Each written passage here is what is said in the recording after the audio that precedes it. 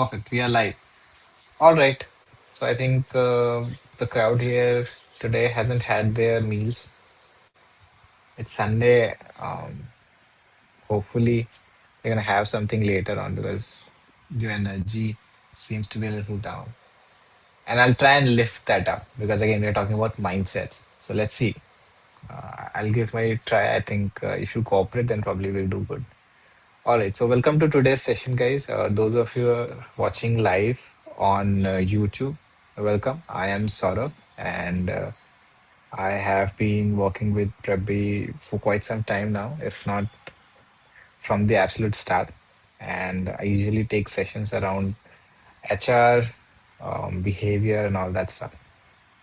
So this is the 13th session, if I'm not mistaken, 13th or 14th of that order. And this is my third session, which I'm taking. So it's about building the MBA mindset, right? I'll quickly get into my next slide. Before I get into that, so there's some things that Prabhi has that may help you. You may try and understand what you need, and basis your needs, you may enroll in one or more programs. So the first is EEYP, which is the MBA Essentials, which is actually this session is part of EEYP, and it helps you understand ki before actually starting your MBA, what do you need, and how do you go about making those 2 years most valuable? Because again, you're spending like 20, 25 lakhs, 30 lakhs for 2 years, and you won't be able to do MBA. Usually, people don't do MBA twice, right? You don't do MBA twice. So how do you make most of this opportunity? Because again, you won't get a chance to repeat. Most people don't actually. Then the next is YLP, which is focused more around if you need some additional support with respect to your profile, you want to understand key which field should I get into, want some clarity around that. I think YLP is the way forward for you. It'll help you build an understanding of different domains. And then there's a live project as well, from what I've been told. Okay. There are different mentors who will help you complete that live project, and post which you'll have a CV pointer that will align your profile into the domain that you are interested in. So first they'll teach you, and then you'll have a live project. Then we have case comms. Again, a great way to give yourself that opportunity, which you feel the college that you're getting into might not have the best of the offerings, right? But you still want to compete at that level, at the top level. The guy sitting in tier 1B schools, right? Case comms, they're open to all campuses mostly, right? And you can compete with them. And if you beat them, you will have opportunities as good as them, if not better. And obviously, in terms of role, I was talking about in terms of role, then you also have cash prizes and a lot of different things, the exposure that comes with it, and the learning. I think essentially the learning in case comps is just absolutely phenomenal. If you want to get into consulting or for that matter, any domain, the confidence that it gives you na, to solve problems, because you need to develop an understanding of how you break problems and learn. And so that ability, that skill set you will develop, that is going to come really handy down the line. So if you need mentors to help you build that initially, I think case comps are the ones for you. Um, PM, the last one is placement mastery. So if you want something very specific to placements and you feel you need help, if you don't need help, then probably you can do that on a self-learning basis only. You don't need any mentorship. If you feel that's you have an understanding of what is required and you have the tools, you have the alignment, or if there is some gap, you'll be able to work on it. Okay, that's all. That's fine. Then probably you're good to go. But if you feel you need some input, then probably the last one, the placement mastery, might be for you. Again, it's never bad to, I think, sit for PIs, mock PIs. Even if not the PM, but anywhere, I think if you get an opportunity to sit for some mock PIs, because these mock PIs are going to be different from the B school ones, are going to be different from your MBA entrance PIs. They're going to be different, right? They're going to test different things. Eh, with character and your ability. They're also going to test your understanding of domain. So anywhere, if you find that opportunity, please make use of it. Do take some PIs before actually sitting for interviews. Anywhere, not just here, but anywhere. In general, I'm just talking. So yeah, that's Prep B OS. All right, now let's start. So here is an exercise for you guys. There are two students, and I want you guys to tell me what do you think. So I'll present some questions, and you have to tell me ki, yeah, student A is going to be better or student B is going to be better, right? So briefly understanding the profile, student A, 99.7 percentile, pass out of IIT Kanpur. Damn, that's a pedigree institute that he's coming from. Top five ranks. So his entry rank was top five in that B school. We don't know which B school they're going into, but yeah, confident. He's very confident, obviously. Good profile, articulate. So he speaks well. Top of his class in undergrad. So a really strong profile, student A, right? Student B, CAT 95.4 percentile. So I think he goes along well. Tier 2 engineering college, not a pedigree institute. Uh, so he was in the middle pack. He was not in the top five rankers. Um, and he's quite, and he had an average undergrad. Probably, I think if student A had 90s, I think in IITs, probably 80s is what you get if you're top of your class. So I think student B might be somewhere in around 75, 78, 79, or probably 80s, maybe. I don't know. Average undergrads, basically, for that matter. Again, they are going to some top B schools. Now, I want you to tell me who is going to be better. I'm going to ask you some questions. Okay, are you guys ready? Can I get some yeses in the chat box? If you're watching me live, can I get some yeses on YouTube chat box? Please type yes, yes, yes, yes. Okay. Yeah, perfect. I think I see four yeses. What about others? Five, six. Give me more. Give me more. You dil mange more. Perfect. Thank you, guys. Okay. So here's the first question. Tell me, who is smarter, A or B?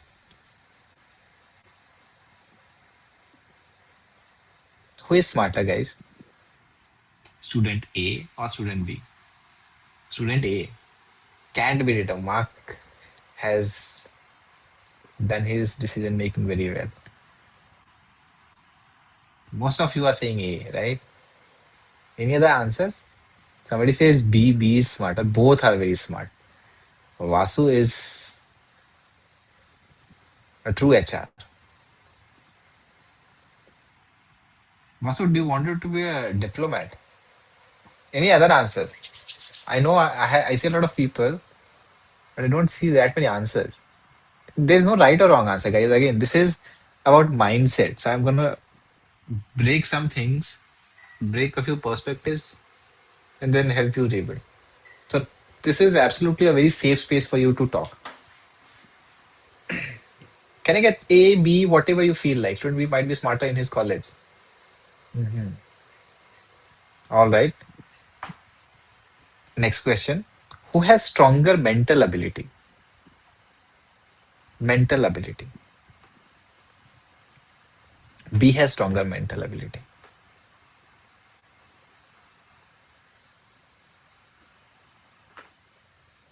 All right.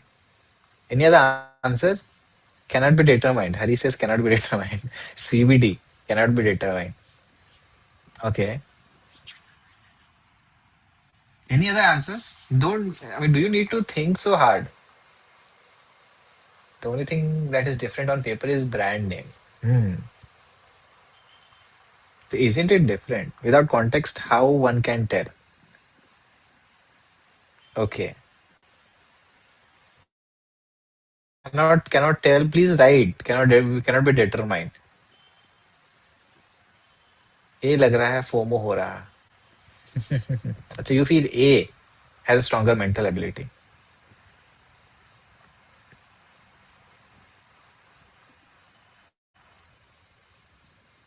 Cannot be determined then. No, others. How can we determine that by academic profile? Okay, IT Kanpur tag will have value, but we don't have marks or experience. So he's top of his class, na? Again, in MBA also he was in the top five. And that cannot be solely because of his percentile, right? Because maybe he's going to IIM Ahmedabad. So you will have so many 99.9 or 8 or 99 percentilers. All right, okay. Let's move on to the next question. Who has stronger cognitive ability?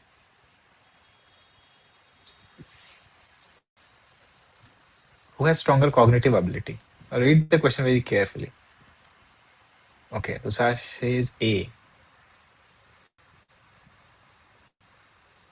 Tushar says A. Quick, guys, quick. It's not a LIDI question. It's a very simple question. I just want you to answer what you feel. There's no right or wrong answers to this. Just tell me what you feel. A, CBD, A. Is always CBD. Has understood. I think he has cracked MBA. The word it depends. Sir, it depends. He understands that, right? Any of the answers, I see only six, seven answers, but I see a lot of people. I see much more people in the audience. I see few answers. Come on, guys, write your answers. Let's move quick, please. Hmm. It depends. Okay. Acha, who is more hardworking, guys?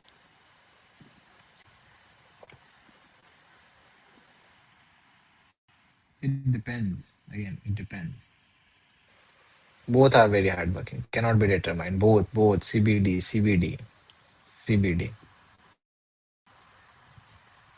Right. CBD. Okay. Next question. Who will be more successful? So now though you have some context, huh?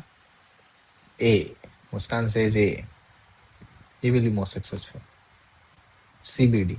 Mark's favorite word CBD. Both will be successful. Hardworking can say a no.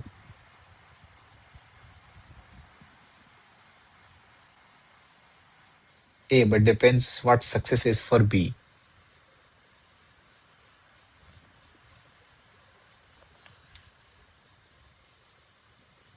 Okay.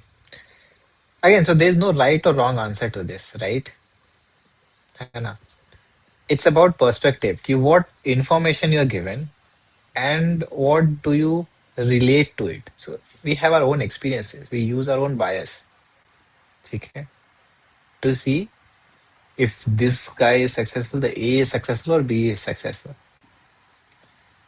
So here we go.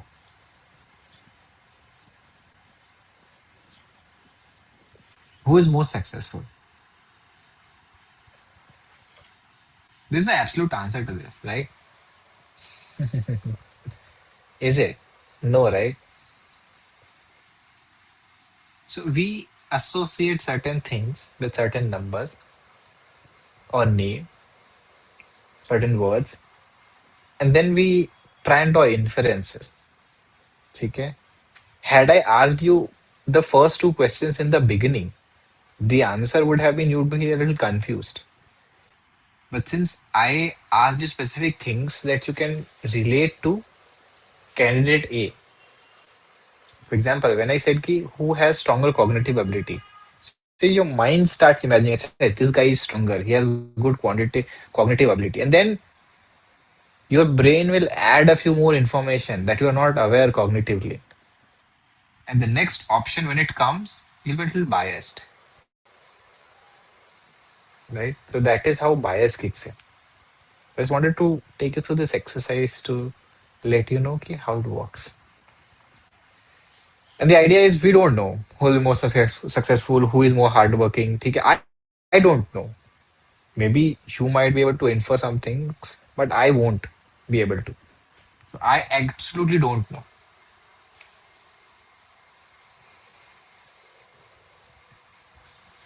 Now, talking about biases, we have to be aware of certain things about ourselves. So if I gave you a list of 15 adjectives, right? Strong academically, open minded, trustworthy, responsible, and certain set of words. Okay, do this exercise, guys. After this session, na, pick two or three friends of yours, okay, and ask them for a feedback, or take a list of adjectives. Okay, I'll share the list in the group after the session, and you take it to your friends, give it to them, and ask them, okay, what is your feedback? And what you'll notice is, if you do the same exercise for yourself, you'll find that there are some things that are common. There are some things that are not common,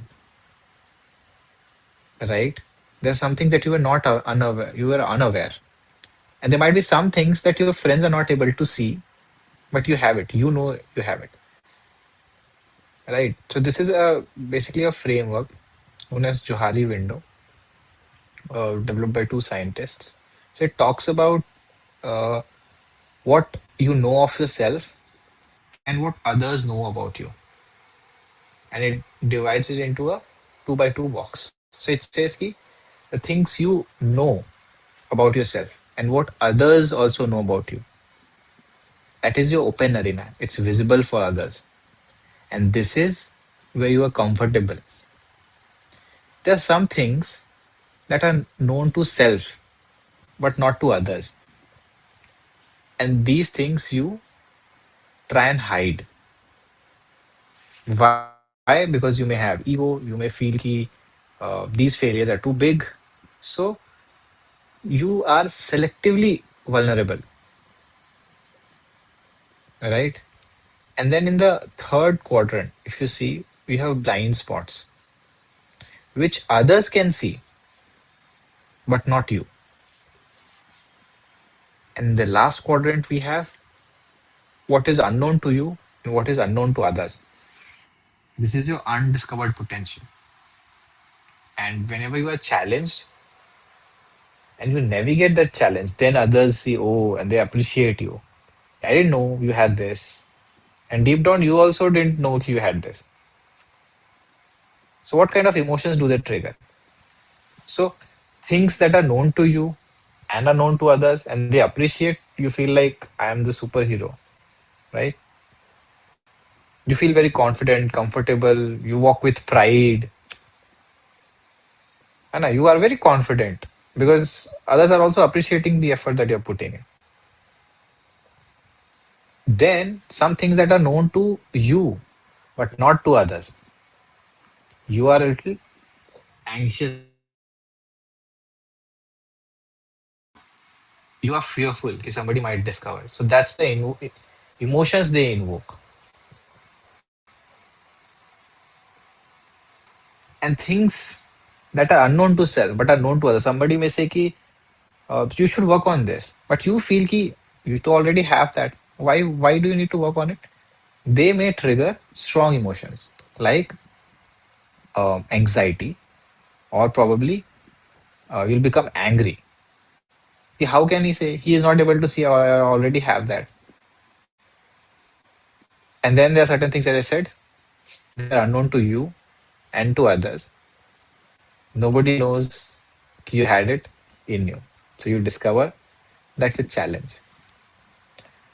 Why did I explain you this? I wanted you to understand ki whenever somebody says some things, na, the feelings that get triggered inside you.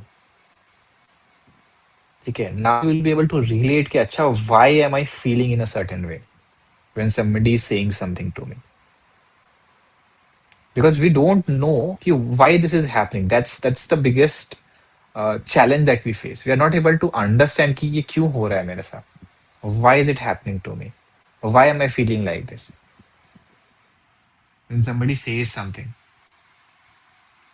So now I think you'll have an understanding of why this is, why am I feeling a certain, why this person makes me feel in a certain way and the others make me feel in a some other way. That was the idea to explain. Does anybody have any questions? And have you guys, do you recall any memories where you feel ki now acha, now I know ki why I was feeling in that way? If you don't right now, I think once you start having experiences in the future, then probably you will. Right? Hmm. So why do people underperform in MBA? Okay. I'm talking about mindset now. So these are some of the mindsets, the traps, okay, of why you will inhibit your learning, okay, and the opportunities that are coming your way. And you should be cautious. I think from the very first session, I have told you that EYP is designed to make you aware of things that you're not aware, unknown things, right? And once you are aware, you'll be able to control and possibly work on it, improve on it.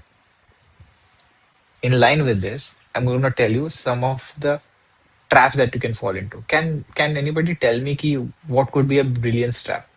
If somebody has fallen into this trap, what statement will he say? How will he sound? How will I identify oh, this guy has fallen in a brilliance trap?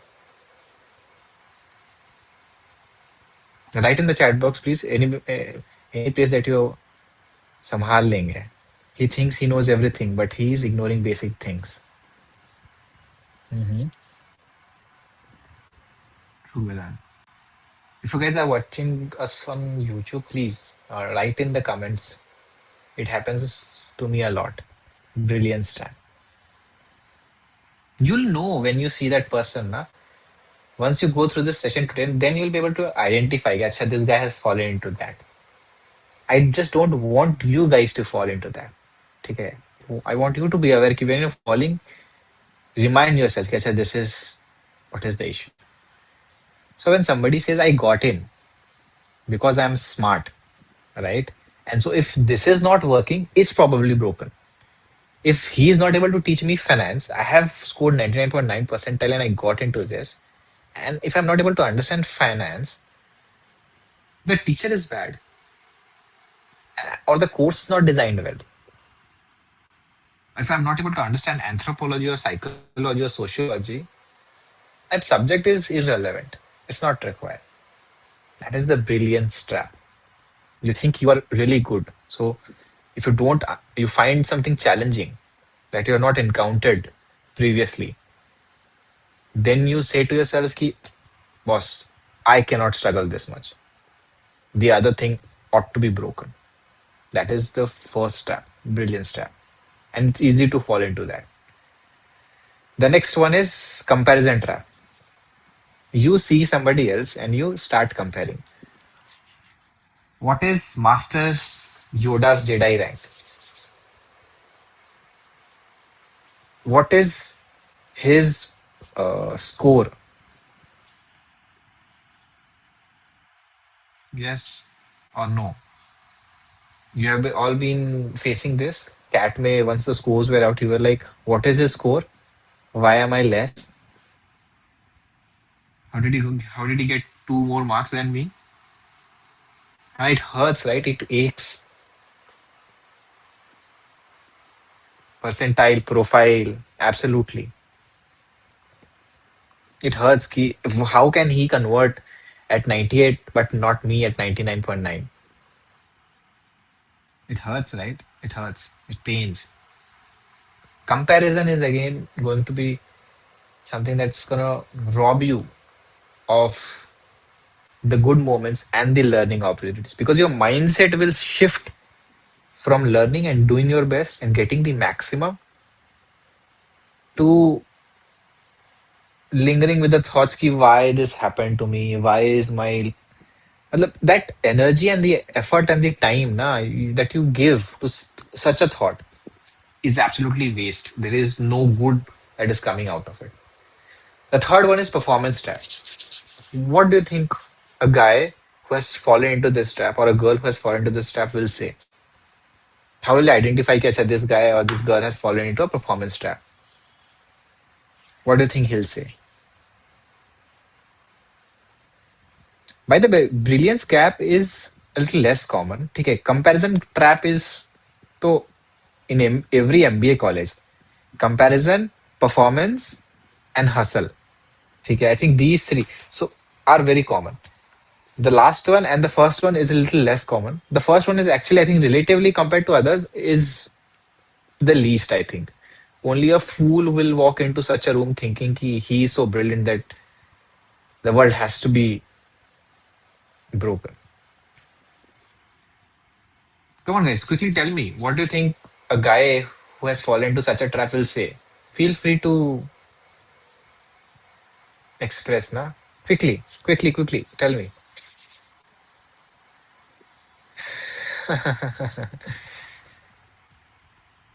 Acha, ठीक है. So somebody saying I am doing 4 case comms, 2 live projects, I'm part of 12 clubs and all that. I'm doing 6 academic projects all by myself. This is performance trap.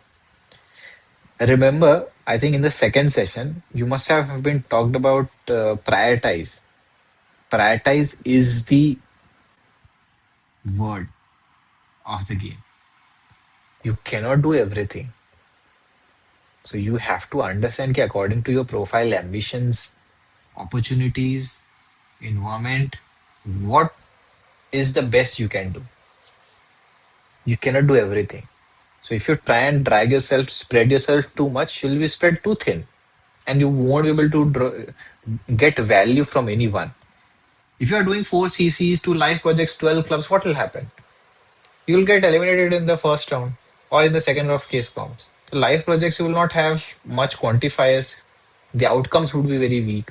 12 clubs, no clubs, may your participation will be significant, that they may see you as a very senior member in the second year, or the quality of your work will fall because you only have limited time. So performance trap, don't fall into that performance trap. "Okay, I'll do all this." That is not gonna help. Then the second last one is hustle trap. People say I slept at 4, came to class at 8. Now I'm gonna go home at 3 o'clock, and then probably I have to do some academic projects. Then I'll go someplace else for some class and all that stuff. And so hustling, I know you do sleep late, but trying to carry it as a badge, ki this is my badge, I'm hustling, that won't take you anywhere.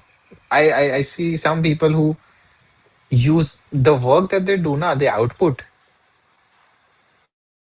is not justifying the effort that they are putting into, because their mindset is not to deliver output. Their mindset is ki, boss, I just need to sleep 4 hours. If I do that, I'll do good. Everything will happen and will fall in place. That's not how it works. So that hustle trap is again very common, and you will definitely see someone. I hope that guy or girl is not in your study group. Okay, fingers crossed for you guys. Last one is the outcome trap. Always thinking in binary. Either you win or you lose. So if you have that mindset now, it will be difficult because there will be a lot of rejections, and you'll lose more often than you'll be winning, because everybody is around you is pretty good. So what's the odd of you winning? Less than the average that probably in life you have been winning more often. Now it's time for you to learn. And I think a wise man towards the right of a screen once said, either you win or you learn. You don't lose, you learn. So if you keep that mindset, then probably life will be a little easier for you in the MBA. So don't fall in these traps, right? Anybody has any questions or feel sleepy, need a water break? Change your mindset, change your story. Again, we are about to enter the important phase. These 2 slides will give you some insights, and I'm hoping that you carry some of these things with you. Anybody needs a water break? Yeah, we shall continue, right? Okay, perfect. Hmm. A fixed mindset you have. Not you guys, because I think you guys have been interacting with us and we have been trying our best to make you aware. So most of you guys are not having fixed mindset, from what I can see. If you're joining in 3 p.m. on Sunday, probably you have, I think it's safe to say that you have a learning mindset, growth mindset. But those of you who are watching us or seeing us for the first time, okay, you may need to work on it. Um, so you must switch to growth mindset because not only it's good for you personally, it'll help you with your emotional regulation and success in life, but also organizations are looking for people who have growth mindset. And there are tests which will identify individuals who have a fixed mindset.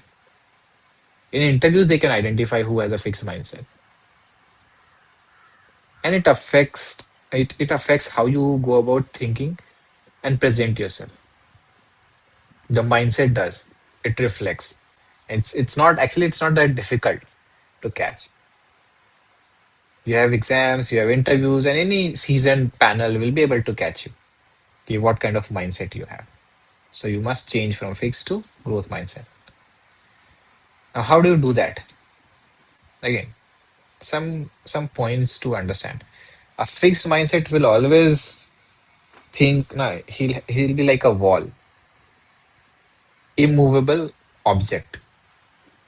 That's kind of thought process he'll have. Not ready to change. Somebody who has a growth mindset, he'll be open to change. He'll be open to listening at least. He'll be able to entertain a thought without accepting, to say the least. You are listening to some thought, okay. It may not align with you, but you are open to listening. Okay. And if the other person is convincing, then you may accept. So the thought process is that ability is a fixed state. Whatever ability I have, if I know Excel, it's a fixed state. I cannot learn Excel now. Is it true? Can anybody say can you learn Excel? Yes or no? Can you learn Excel? So you feel ability is not a fixed state. How many of you feel ability is a fixed state? Boss, ability cannot change. Cannot. How can you change ability? At least now, in the current stage, you think you cannot change ability. Ability to already cognitive skills may, in class 12th till class 12th, whatever ability you have is going to be there for you for the remaining part of your life. Is it true? No, right? And challenges are not the test of your abilities. Its challenges are not designed to test your ability. Do you have? It's not a exercise. For example, if I know Excel, okay, and somebody gives me a project of data analytics. So is he giving me a project to test if I know Excel? No, right? The next one is key efforts signal weakness. If you're trying too hard, now it's a weakness. That's a fixed mindset. And feedback to them is threatening. If you say ki, you need to learn advanced Excel, you need to learn macros, and they'll be like, why? You don't know. I don't need to learn. They are very defensive. And the phrases that you'll hear from them, I'm bad at finance. That's the way they'll talk. Or they'll say ki he's naturally good at finance. He's naturally good. There's nothing that can be done now. Naturally, it has come. That are the statements that they'll make. Somebody who has a growth mindset, what will he think? He believes the ability is built through effort. If you want to build an understanding in Excel, Power BI, or anything, communication skills. Let's take example of soft skills. Then it's built through effort. And what a challenge is, if somebody gives me a project to do something, if if Prabhi gave me a class to teach, right? Supposedly the first day that I was teaching, did I know teaching? No, I did not, right? Because nobody is born as a tutor and as an instructor. The first day at the job, I was learning. And through that challenge, I built the ability to share what I learned with the class. And effort for them is a process. If you try effort, then you'll improve. And feedback is a fuel. So I always say ki if you guys have any feedback ki boss, you can add this, you should talk about this. Yeah, I will. Because that will help me improve. That's the mindset that they have. You want to improve. You want to get better. Now, again, a caveat is sometimes you may receive negative criticism. So you have to just disregard negative criticism. And whatever criticism comes your way, if there's something that you can take, adapt, and learn, improve, you take it. And when they talk, a person with a growth mindset, he'll talk in a different way. Instead of saying, I'm bad at finance, he'll say, I have not built a fluency in finance yet. I'm learning accounting for now. Then I'll move on to corporate finance because I'm not good at finance. So he's saying he is already in process of learning and he understands that there are some weaknesses. Instead of saying he is naturally good, he'll say he is further along the curve than me. But the curve is same for both of us. Initially, he must have been through the same curve, the steep curve of learning, right? We know the learning curve, different gradients to it. So this is fixed versus growth mindset. Again, this is very important. The way you answer, the way you respond to things, okay, it will affect you. And that is why I said, na, ki interviewers will be able to catch you if you have a fixed mindset or growth mindset. When they ask you something and you are rigid, okay, or you don't show a certain belief, they'll understand, yeah, and they give you feedback, but you're not receptive of the feedback. You're very defensive. They'll catch you. The next. The next mindset that you'll encounter is ki somebody who's always feeling ki there's scarcity. If I had, acha, let me ask you this. How many of you felt, or if you still feel ki if you had certain things, your percentile could have been much better in terms of resources? Resources. Did you ever feel? See, let's be honest. This session is not ki you will not. Nobody is perfect, right? We're always somewhere along the line. I'm also on that curve of improving myself. So, when the CAT results were announced, I'm sorry, when the CAT results were announced, how many of you feel ki I could have done better, yaar? Or you heard about someone, ठीक है, he scored this much, and you felt ki, oh, had I had access to this, had I tried this, then I would have done well. You had that thought ever? Yes, no, in the chat box? Every one of us. Yeah. See, resources are always limited, right? And within that, we have to somehow figure it out. And again, it's a mindset. Ki what is the first thought that comes to your mind? Is it ki I only have 20,000 rupees, so I'll not be able to do my cat prep well? You'll say to yourself, so I have only 20,000 rupees. Um, I'll put some percentages towards my cat prep, some for my forms, some for my mock test. So the second guy is already ahead because he's not wasting his time or he's not spending any thought thinking he has less money. He has moved on to the next part. Ki how do you make the most of it? Again, that is a mindset, guys. It is a mindset. When you talk about problem solving and all those skill sets that an HR interview tests, it matters. And I think I had shared my experience, how I dealt with one of the interviews. So it matters. Some examples of people who are focused on the scarceness of a resource. Okay, they have an external scoreboard. They'll say, "Oh, he got this much shortlist. Okay, I did not get. He topped the quiz. I did not. So maybe he has better knowledge about it, and he knew it before coming to MBA. He got into a consulting club, so he now has a better chance.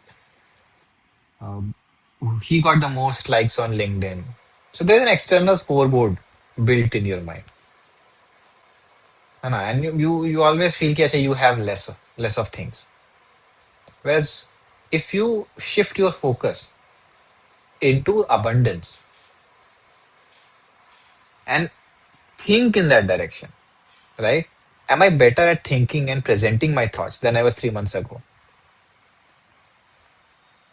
Have I built the case prep habit that I committed to? The cases that you get now in your classes. Have you built that case prep? How do you prepare for a case when it's given to you for discussion? The next is, how do I do deep work today? Not just the visible work.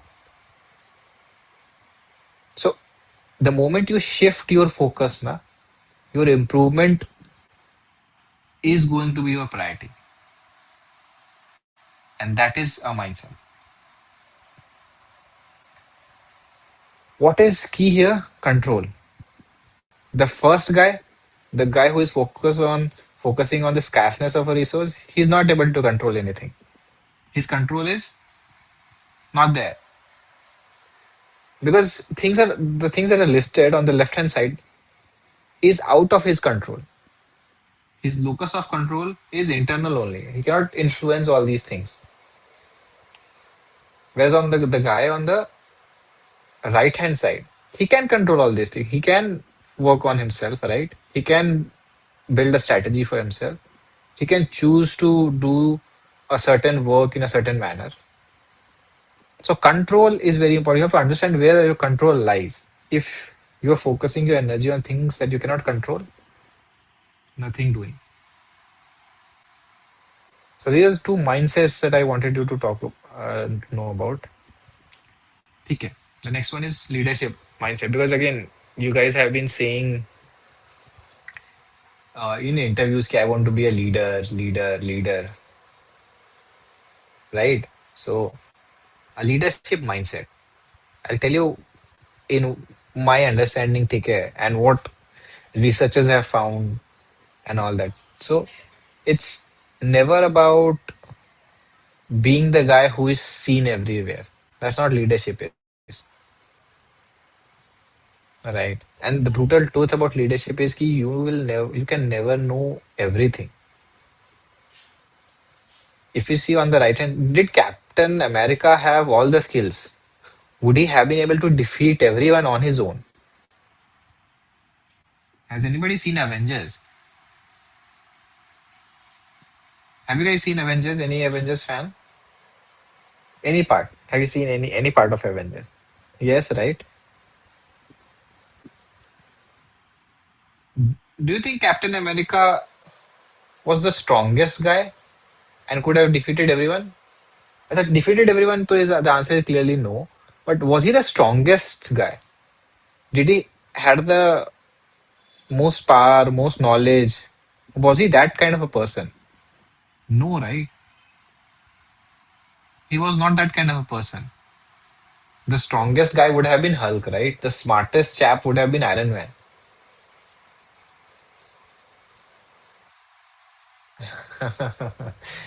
Maybe, Mark. My knowledge is a little limited.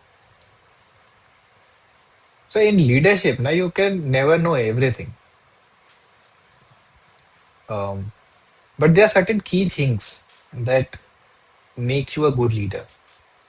A good leader builds relationships, okay, and they invest in quality connections. Captain America selectively chose his people, right?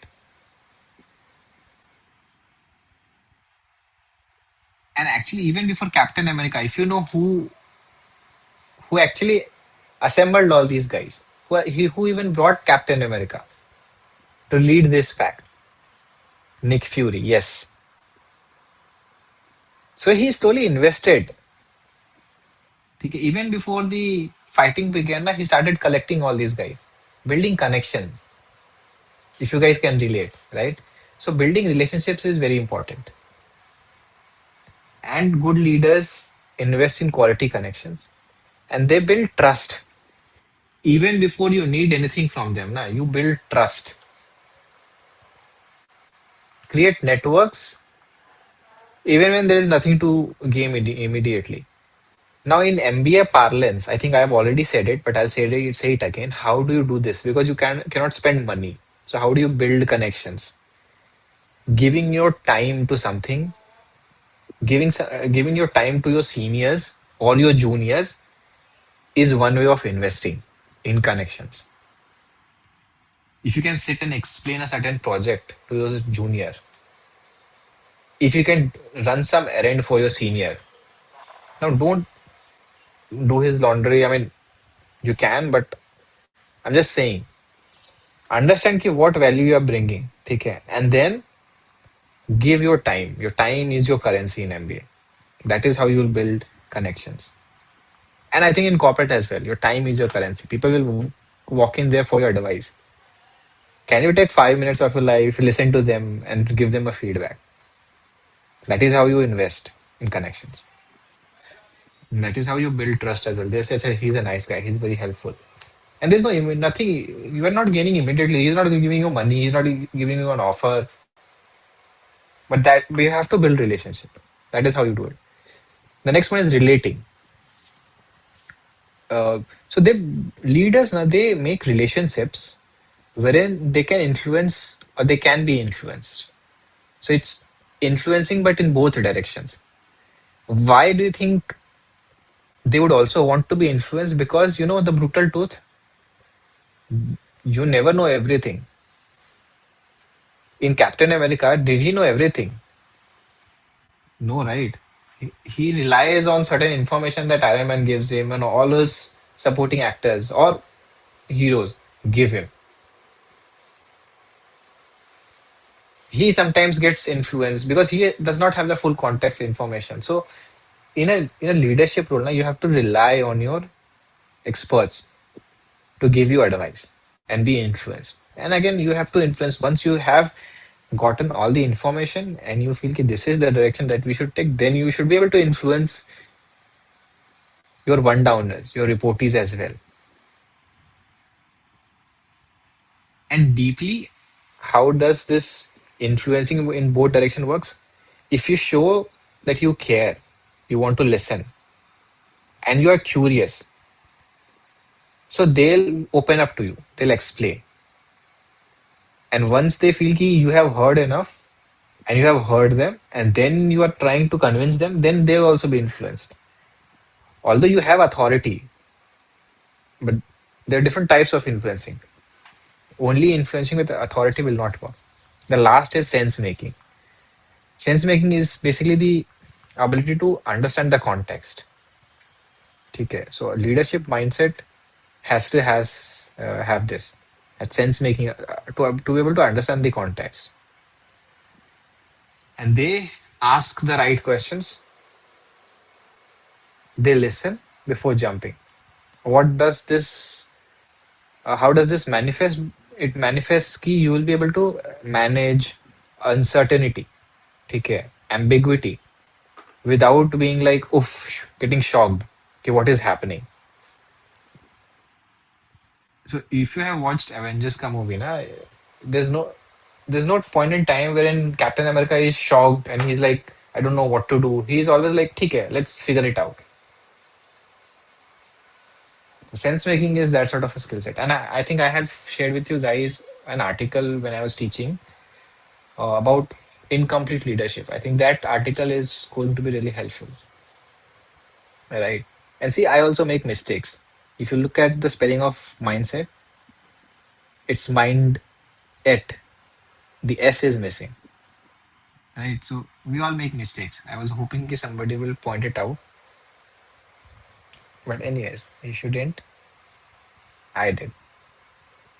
And there's a very famous line from my one of the favorite authors. It's key: help the person to the left of you and help the person to the right of you. If you want to be a good leader, start doing this. Okay, I think I have given a strong monologue. Anybody has any questions? Any questions? Let's take a break. Any questions? Or you did not understand any concept? I know this is abstract, ठीक है. I'll try and give you some exercises to take away, but this will make sense. I think towards the end of your first year, and obviously in corporate, so this will absolutely make sense.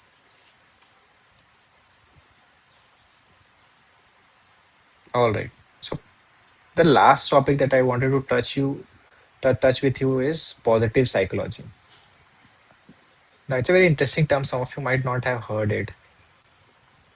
Is it about thinking positively? No, not that. Um, it's related to May the Force. So if you guys have seen how this guy thinks or influences, okay, then you'll probably be able to relate to what is positive psychology. It's like may the force be with you. Till now, I have made you aware of different things about yourself, biases, different feelings that you might have, different traps that you may fall into. It's been all been key. Don't do this. Okay, and remove certain parts of you. Now, I must also give you some things to fill in those gaps that you have. And how do you adapt certain good behaviors? I think positive psychology is one of them. So what it is? It focuses on identifying and building mental assets. Mental assets क्या है? Possibly confidence. Um, Possibly it may also mean कि the ability to manage stress is an asset. The different models, I'm not going to read everything in detail. Basically, this says कि I'm just going to take one example. The positive emotion bit. The way we think is कि I'll be happy if this happens. If I get into my dream B school, then I'll be happy. That's how we think, right? That is normally how we have been wired to think. बचपन से लेके अभी तक, that is how we have grown up thinking. If I get a chocolate, I'll be happy. Positive psychology has a very different take. Right? It says कि if you will be happy, then it will happen. So it says कि if your mindset, if you're in a space wherein you are happy, then good things will happen. If you are not stressed, if you are relaxed, if you are in happy state, flow state of mind, then good things will happen. Then you'll convert the interview. Does it make any sense? With that interview example, in that interview, if you are relaxed, if you are chill, if you're not worried, if you're at peace, then how will your interview go? You'll be relaxed, you'll be able to answer, respond, you'll be able to think. And then possibly if you do all those things, you'll definitely have the highest chance of converting that interview, right? And look at the opposite direction. If you are stressed, worried, once I get the interview call, then I'll be happy, or once I get the offer, then I'll be happy. So that stress, how do you think you'll perform under stress? Is it easy to think, or your mind is occupied with different thoughts and not able to focus? So just I'm giving an example from the positive emotion. I think it's very important. for the coming 2 years, or I think beyond that as well. Um, the last one, which again I want to talk about, is accomplishments. We focus on what others see, what goes on our LinkedIn page, but not how it makes us feel. That is also a positive psychology, a different way to think. What others see, what they perceive of an accomplishment, we sometimes we want to chase that. Ki, "Acha, if I come first, they will think that I'm the smartest." But we don't think from ourselves, ki, if I come first, or if I do this and achieve certain things, how will it make me feel? If it makes you feel good, then only you do it, not because others, how will they perceive. The last is flow again.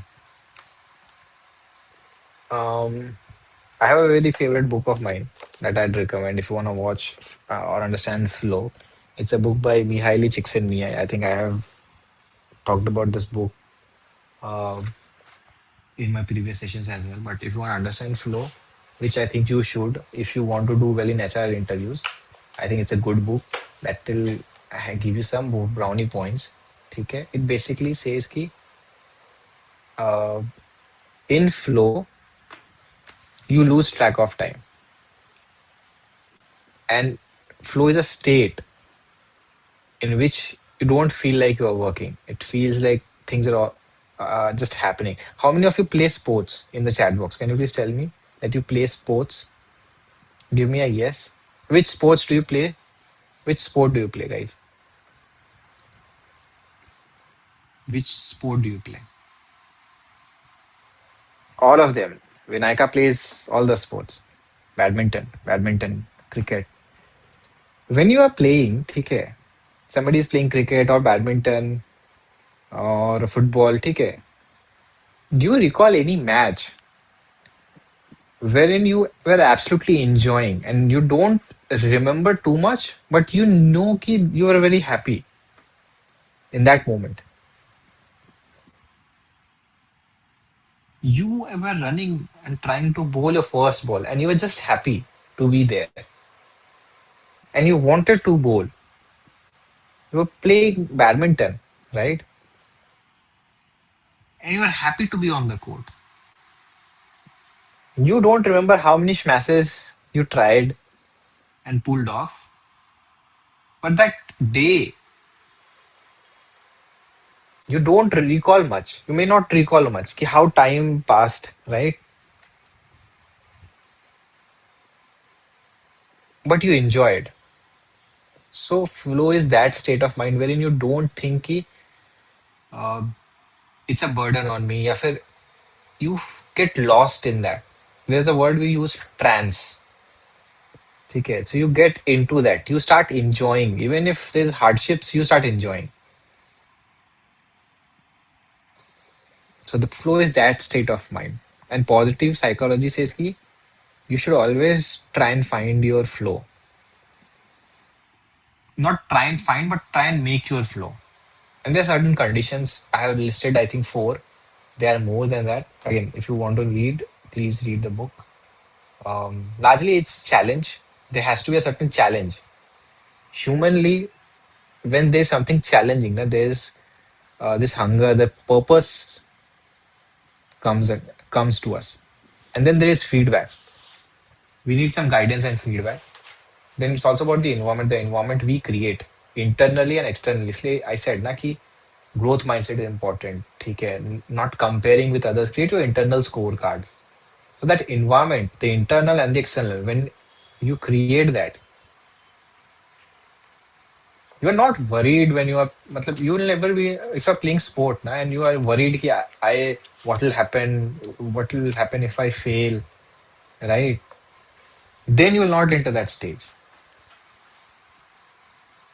And if you have played sports or if you have done any activity where you have got lost, maybe boating, maybe traveling, so you'll understand that there was no feeling of worry or comparison. You're feeling you were in control. The book is, I don't know if you can see, by Mihai Csikszentmihalyi.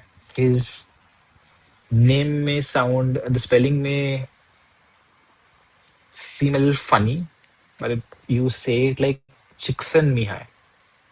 So Mihai, Chiksan Mihai. No, he's not Russian. All right, so that's my time, guys. अच्छा ठीक है एक last slide है some exercises to take away. So don't let them read your thoughts. You need to explain your thoughts. And there's a framework, an exercise if you want to try. So you pick a concept, choose something you think you understand, business news, abstract, being happy for that matter. Explain it like you would to a 12-year-old. Write or explain in plain language, simple sentences, short sentences, no jargon. And use examples a child would understand. All right. For example, if I want to explain how to ride a bicycle, right? So I know how will I explain? I explain ki so you first grab the handles and then you push yourself with one leg and start paddling. Think like you are running on a treadmill of or not a treadmill, but something of that sort, moving a leg back and forth. A bad analogy, but yeah, I hope you understand. Then find the gaps. Once you have explained it to a 2-year-old, find the gaps. Where do you stumble? Where do you words are not very clear? Where do you use fillers? And then go back and rebuild. You try and read, watch. If you feel ki you need to do that, or if you feel ki you just need to re-articulate yourself, let your mind do that exercise. That also work. And then you repeat. So this is a very simple exercise. It will help you structure your thoughts. So in an interview, somebody says ki explain this case to me. Okay. If you start exercising and giving your brain this exercise, na, it will get into a habit of framing even difficult concepts into very simple, understandable uh, words. All right. Thank you, guys. Thank you for listening. I think I have wrapped up very fairly quickly and well within time. So anybody who's watching this session, thank you, guys. Thank you for joining. And I know this session had a little less of exercises and interactions because again it was a little abstract topic, but very important for that matter. Because it's very important and difficult to follow. And maybe you'll need to run through these concepts or experience them quite a few times before you start internalizing them, and that's fine. In MBA, I think you'll get exposure to them 2 or 3 times or even more. So if you have some exposure now and then probably you get exposed to it again later on 2 or 3 times, then probably you will be able to pick a few things and that will stick to it and will help you, lead you, guide you. With that said, all the best and probably help you. Sorry, see you in the next session today that we have at around 10 p.m. So maybe you can stop the live